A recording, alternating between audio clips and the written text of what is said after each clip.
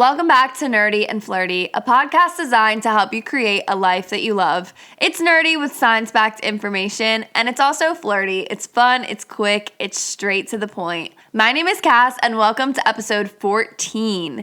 Today we are going in depth on why we fail our goals and how to make sure that you don't. We've all heard it before. There is so much negativity around New Year's resolutions and new goals, and I completely disagree with it. I believe it's always a good time to start a new goal. There's a Chinese proverb that says, the first best time to plant a tree was 20 years ago, but the second best time is right now. I love that quote because if you really want to make a change in your life, yeah, you should have done it sooner, but what's the alternative? You never do it at all? You might as well do it right now. However, there is truth behind the haters when they say that most people fail their New Year's resolutions. Statistics show that only 9% of people that set New Year's goals actually stick to them. There's a reason that I'm doing this episode now and not at the beginning of the year, and that's because 3 weeks is the amount of time it takes for someone to give up on their wellness goals. Most people give up on their wellness goals after 3 weeks of starting it, no matter what time of year. And we are 3 weeks into the new year. 3 weeks is the time where it starts to get hard. As a trainer, I could tell which clients were going to actually stick to their goals and see results based on the 3-week mark. At 3 weeks, if they started canceling sessions or slipping up or saying, oh, I just had a bad week, or making excuses and those different things, they were so much less likely to actually achieve the goal they wanted versus the people that at 3 weeks, they said, oh, I'm starting to have these challenges. I'm starting to see that this is getting harder. How can we navigate this? Those were the people that saw the results. It's not to say that those people didn't have challenges because they absolutely did, but they were able to identify them and then overcome them so that it actually became part of their routine. We all have barriers. We all have challenges that stop us and hold us back from the goals that we want, but it's the people that identify those obstacles that are able to overcome them and reach their goals. Setting any new goal and sticking to it is hard. It's not easy.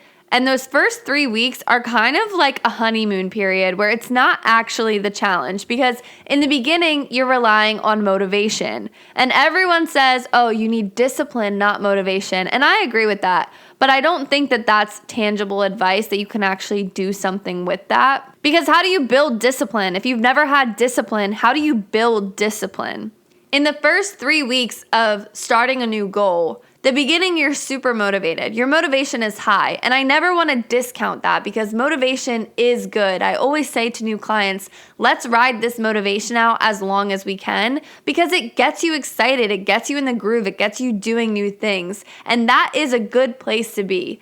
But the truth of that is it doesn't last forever. And that's why people say, don't use motivation, use discipline. Let me set the scene. So the first week, you're super excited. You're learning as much as you can. You're doing everything that you can. You're following your program to a T, whatever it is. Second week, you're still excited. You're excited you made it through the first week. You're able to do that program. And then third week, you start to have to make sacrifices. You start to have to make compromises. You start to have to change your daily routine more than you were used to the first 2 weeks. The reason your New Year's goals don't stick is because your lifestyle doesn't match that new goal that you want. Yes, you need discipline, but you also have to set the rest of your life around to support that new goal that you have. If you have a new goal that you want to set, but the rest of your life doesn't match that, how can you expect yourself to stick to it? For example, let's say I want to start eating healthier. In that first week, I'm cooking every single meal. I'm waking up early, I'm staying up late, I'm looking up recipes, I'm going grocery shopping, I'm buying all the things, I'm doing every single thing that I can to start eating healthy. And that's good, that's great. Second week, same thing. I'm really pushing through, I'm really trudging along, it's going good. I'm saying no to anything that doesn't fit it. I'm doing everything that I can to stick to this goal. Third week, same thing. Sometime after that third week though, the reality sets in. Your friends keep asking you, hey, let's hang out. Let's go get lunch. Let's go get dinner. Let's go out for drinks. And now you've just said no for the past 3 weeks. Are you really going to keep saying no the rest of your life? And then now you're starting to feel a little bit tired. You were able to wake up early and stay up late to make all these meals, but now you're getting a little fatigued. It's getting a little bit harder. You were going to the grocery store multiple times in a week to get all these new groceries, but now the cost is adding up. Driving to the store doesn't seem as appealing. Everything's kind of getting like, I don't think I could do this forever. Your lifestyle just doesn't match this new lifestyle that you want to create. That's where the problem is. You set that goal of eating healthy, but the rest of your life doesn't support that goal. So you're setting yourself up for failure. It's not that you're a failure. It's that that goal doesn't fit your lifestyle and you would have to change all those other things to make it work. If your goal is trying to eat healthier, your social life has to match that. So the first thing that I like to say to people when they want to set any kind of wellness goal is making sure you can set up your systems to match that goal. And it's not saying overhaul your life completely where you're a completely different person and everything changes, because like I just said, that's not sustainable. It's hard to just completely change your life when you've been living a different life before. But setting up systems to support that new goal is going to actually make your progress more likely. For example, this eating healthy goal. If I want to eat healthy and I labeled all those other things that I just said to you about going to fast food with your friends, the grocery shopping, all that stuff, you have to set up your systems realistically to match that goal. It's easy to just say I want to eat healthy, but if I'm not setting up the rest of my life to match that, it's going to be a lot harder to actually do it. So for example, if I'm used to always eating out every single night because I don't cook anything, it's going to be hard for me to start eating healthy. A way to set up your system would be, okay, I want to eat healthy by making my menu every Sunday, carving out time to go grocery shopping once a week, prepping up as much as I can, using all those little tips and tricks that you know and that I say on the podcast, go listen to the other episodes, but all those things that actually match that goal. Or let's take working out. Let's say you want to start working out. A way to match your systems or set up systems to match that is making sure you have time carved out certain days a week to go to the gym, or making sure you have those videos saved, those subscriptions saved, whatever video or workout you're following, making sure you already have it set up, putting into your calendar a week in advance what your workouts are. I love doing this. Even now, I like to go on Sunday on my Google Calendar and I carve out the times that I'm going to go to the gym. And it doesn't always happen the way that I put it in, but it helps me because I know in my head, I can't book myself. If I don't put it in there, it is so much easier for me to put everyone else's responsibilities and commitments and everyone else's things before my own. But if I put it in my calendar, I'm not going to miss that. I'm going to treat that like any other meeting, any other doctor's appointment, because I don't miss doctor's appointments. I don't miss meetings. I don't miss obligations for other people. So why would I skip my workout? Why would you skip your goal over other people's obligations? I love putting all of these things into my calendar because that in itself is a system.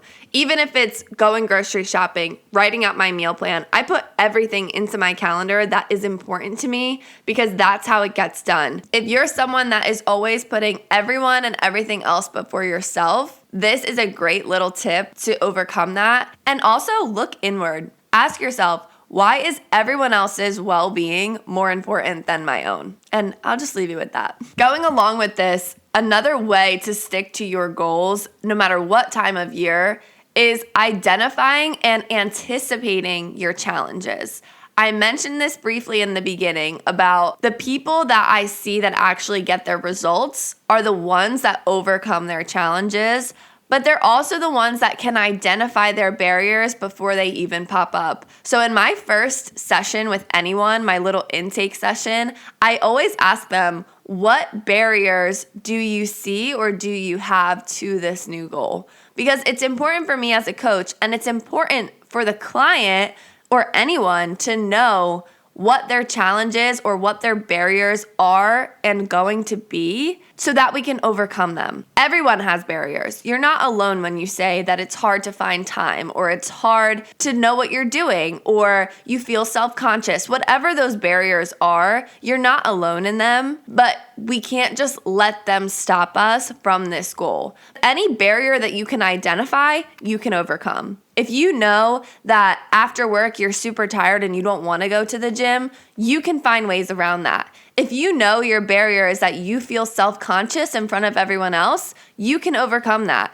If you know that you don't like to wear shorts to the gym, you can overcome that. It's the blind barriers that are the ones that stop us from our goals. So I want you to think about what your barriers are. You don't need a coach to do this. You can ask yourself what your challenges, what your barriers are, and then figure out ways to overcome them. Do not just let these barriers live in your brain and stop you every single day. We all have something in our head that we want to do every single day, and it lives in our brain, but we never actually do it. That thought of something that you want to do, but you never end up doing, is creating unnecessary shame and guilt and unhappiness within yourself. If you just pull the trigger and go for it, number one, you will feel so much better mentally. And number two, you'll realize that that barrier you had in your head is not as big as you thought. So a key to seeing success with your goals and actually sticking to it is identifying and anticipating those challenges before they even pop up so you can have strategies in place to overcome them. And then lastly, don't lose sight of the long-term goal. There is a reason that you wanted this goal in the first place. You wanted this goal, maybe it's the second, third time you're trying this goal. There's a reason that you want to achieve this, but you have to get very, very clear on your motivation. Like we've been saying, this motivation runs out. That quick motivation where you're excited about it, it runs out at some point, but the deeper reason why you want to do this doesn't. It's somewhere deep in your heart, that reason that you want to do this. And maybe it's something you never share with your friends, you never share with your coach, you never share with your family, but you still have a reason somewhere in you. And in order to keep that long-term goal in mind, you have to be very, very clear on your reason. Ask yourself why you want this goal in the first place. If your goal is that you want to start working out, why do you want to work out? Is it because you want to look good for vacation? Or is it deeper than that? Is it that you're looking for self-confidence? You want to be confident when you're on vacation? Or is it that you want to age well? You want to live a healthy, long, fulfilling life? You want to be able to play with your kids? You want to be able to get down on the ground and play with them? Or are you looking for more energy? Are you tired of living every day feeling lethargic, in pain, not happy with your life? Whatever it is, that's personal to you, and keep that close to your chest. That's what's driving this goal. And if you keep that close to you, you will stick to your goals. I encourage you though, if you're unsure why you really want this goal, dig deeper and really ask yourself why. We all want to look good this summer, but why? What is going to change if you look good this summer? What's going to change if you're able to wear that bikini this vacation?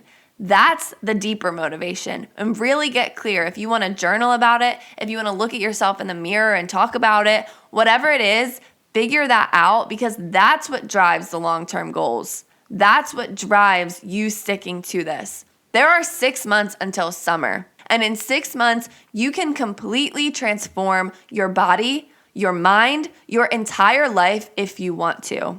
6 months is a long time to see big change, big progress, but it's not going to happen if you fall victim to this statistic and give up after 3 weeks. You can completely transform your life into a life that you want, into a life that you love. You can, but it will not happen if you're falling back to your old systems, to your old life, to the person that gets fast food every night, to the person that self-sabotages, to the person that gives up once it gets a little bit hard. This episode is a little bit of tough love, but it's something that I think everyone needs to hear, because you can make this change. You can. I've had so many clients, and in that time that I've worked with them, nothing was different between the people that saw results and the people that didn't, besides the ones that truly wanted it, for the ones that truly had a deep why on why they were there. They had the same coach, me.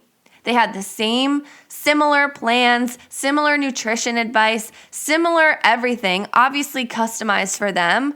But the biggest difference was the people that wanted it and were willing to overcome their barriers versus the people that would rather stay stuck, stay with their barriers, self-sabotage. That's the difference. They had the same exact coach, me. And at the end of the day, my motivation, my knowledge, my expertise didn't help certain people, because we need a deep why. We need a deep why to really change our lives.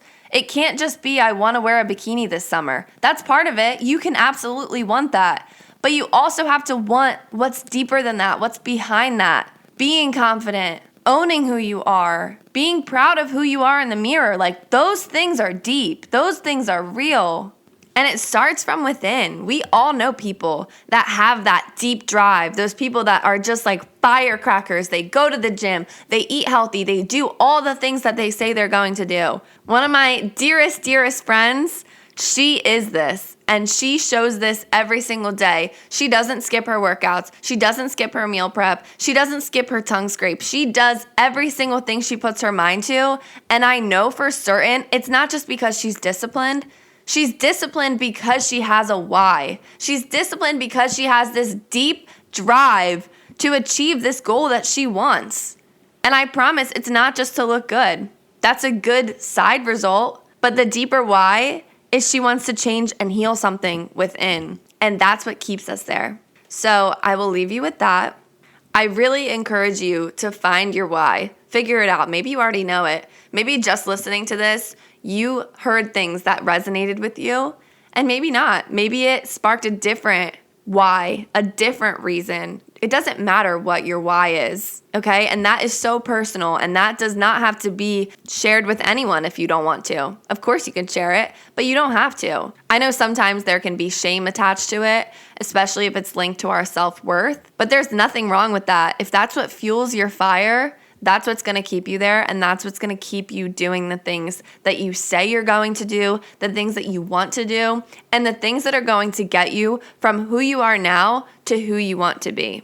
I encourage you to figure out your why, figure out your plan, figure out strategies before those barriers even pop up. Don't let another year go by where you say, I should have, could have, would have. Start today. If you've been putting off that workout, the grocery shopping, whatever it is, do it today. Find time today. Even if it's 20 minutes, go into your basement and do a workout. Find time today to get that ball rolling and get started, because you're only going to feel better. You're going to feel better when you actually prioritize your goals and yourself. You just will. So I hope that this was the motivation you needed to hear this Friday. Thank you so much for listening. If this resonated with you, send it to a friend. Send this episode to someone that needs to hear this.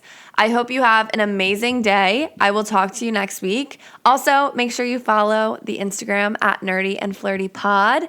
Give this 5 stars and nothing less. And yeah, thank you so much for listening. Have a great day. Bye.